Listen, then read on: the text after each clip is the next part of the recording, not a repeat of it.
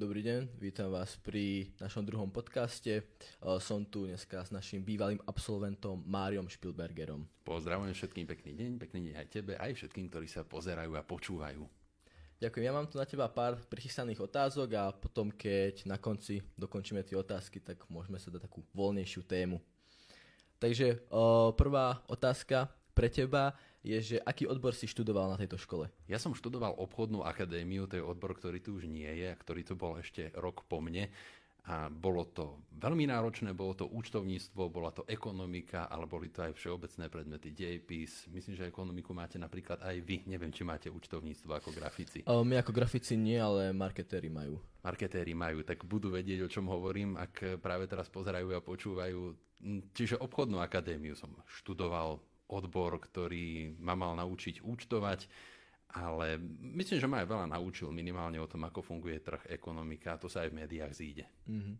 A keby sa mal opäť rozhodnúť, tak by si vybral znova našu školu? Určite áno. Keby som žil tam, kde som žil, čiže v Dolnej Ždani, okres Žiar nad Hronom, tak aj tá geografická príbuznosť, aj odbor, myslím, že dobrá príprava do života. Čiže áno, opäť by som si vybral túto školu. A keby bola obchodná akadémia, tak aj ten odbor. A pokračoval si v štúdiu aj po maturite? Išiel si na vysokú školu? Áno, išiel som do Nitry na Univerzitu Konštantína Filozofa, kde sa študuje žurnalistika. Myslím, že dobrá voľba aj pre budúcich grafikov, možno aj pre teba, ak pôjdeš na vysokú školu. A potom možno priama cesta aj do RTVS, do Banskej Bystrice, do štúdia, či už do televíznej alebo rozhlasovej zložky. A ako vnímáš teraz našu školu s tým odstupom času? Veľa sa tu zmenilo, je tu pár nových učiteľov, zmenili sa aj priestory, pekne zrekonštruované, oddychová zóna. Veľký rešpekt aj voči vášmu spolužiakovi, ktorý aj tu v tejto časti pripravil pekné logo. Áno.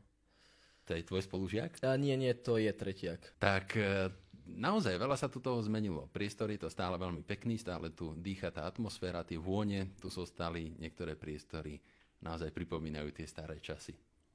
A akým spôsobom ti pomohol ten odbor, ktorý si vyštudoval teraz v tej práci, ktorej robíš práve? Pomohol mi nadobudnúť všeobecný prehľad, minimálne tá ekonomika, ktorá je veľmi dôležitá, poznať, ako funguje trh, vedieť si niečo, možno aj zaúčtovať z času na čas, vedieť si prerátať tú výplatu, pochopiť, ako funguje hrubá mzda, ako fungujú odvody a podobne. Čiže tá predstava do reálneho života, to je veľmi dôležité a v práci, keď robím ekonomickú tému, tak rozumiem tomu pozadiu toho trhu, tej zamestnanosti a podobne. Jasné. Dobre, tak moja otázka už skončila, teraz máš ty nejaké otázky na nás, tak kľudne sa pýtaj. Dajme si tému šport, čo poviete? Športovci? Jasné, ja som za, kľudne. Hej? Jasné, Behávaš?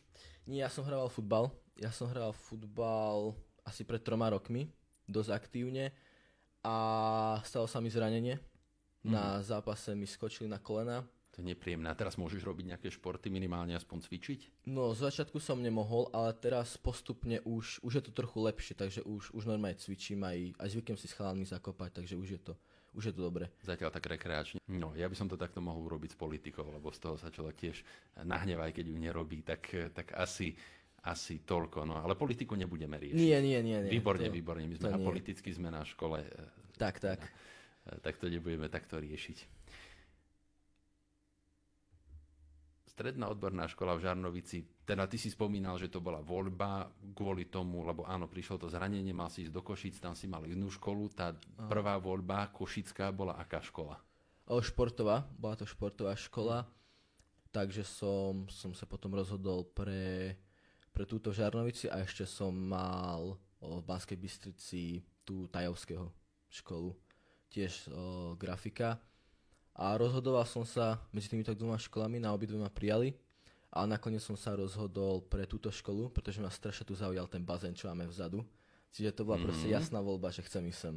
Áno, ten bazén je aj super, neviem, či ste aj boli v ňom plávať. Áno, minulý rok, tam sa vždy zvykne chodiť. Tak už keď sa tak viac menej neučíme na škole, že už je také voľnejšie tie posledné týždne, tak zvykneme chodiť tam. Áno, my sme tam párkrát aj zdrhli cez vyučovanie. No tak to zatiaľ mi ešte nie. Ja si nepamätám, že ktorému učiteľovi a či tu ešte stále je, tak dúfam, že to práve teraz nepozerá, alebo sa to dá aj vystrihnúť, aj keď tieto veci vieme, že sa nevystrihávajú. Áno. Takže tak. No, skúsme možno ešte nejakú ďalšiu oblasť. Mňa inak napríklad zaujíma to, ako vy mladší ľudia ako ja mám teda 28, ty máš koľko? 17. že ono to ani nie je nejaký veľký vekový rozdiel, ale stále sa poukazuje na to a podľa mňa nespravodlivo, že mladí ľudia dnes sedia len za počítačom. Je to hoax? Je to pravda? Niečo na tom je? Ako to vidíš? Je to určite pravda. Nie je to síce môj prípad, pretože ja som na počítači fakt, že minimálne. Väčšinou, keď s kamošmi chcem si trošku zahrať, tak nejak odreagovať sa, tak si idem. Ale ja som celé detstvo robil s rodičmi vonku, okolo domu. Proste čo bolo treba, len aby som nebol. Ja som bol aj tak vedený, že počítač a mobil veľmi nie. A som za to fakt, že rád, pretože keď vidím dnešnú generáciu, že proste bez tých mobilov a notebookov sa nevie pohnúť, tak to je katastrofa.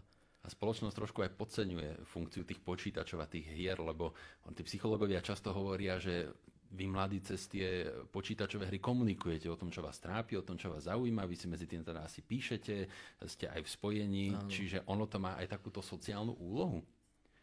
Ja si myslím, že určite áno. Hlavne to je dobre v tom, že ľudia si zdokonalujú aspoň jazyk, pretože väčšinou tie hry tam je z celého sveta ľudia, či je to z Anglicka, či je to z Ruska, či je to z hocikadiaľ a proste musia sa nejak dorozumieť. Čiže ľudia si aspoň niečo bystria, nejaké tie jazyky v tom. Generácie, vás.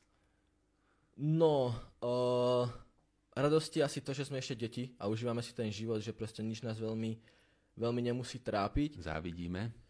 Ale tým, že už aj dospievame, tak si akože uvedomujem, že za 2 roky sa budem musieť rozhodnúť, na akú výšku pôjdem, či pôjdem na výšku. Ak nepôjdem na výšku zase, že na akú prácu, aký odbor sa vydám, že už proste začínajú tie starosti už postupne. Takže to je také, že kým sme mladí, tak si to neuvedomujeme, a teraz odstupom času, že už naozaj začínajú prichádzať také tie ťažšie veci, také ťažšie rozhodnutia. A kedy si dávaš ten čas, že teraz sa rozhodnem?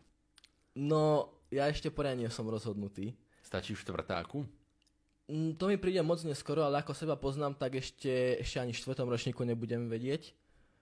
Ale ja si myslím, že tak, že na konci 3. ročníka už by mal človek naozaj vedieť, že kam chce akože ísť, alebo mať nejaké tie sny, nejakú tú predstavu, že čo by chcel v živote robiť. Tak držím palce aj tebe, aj tvojim súputníkom, spolužiakom, aby ste si dobre vybrali, čo vás bude baviť. Ďakujem pekne.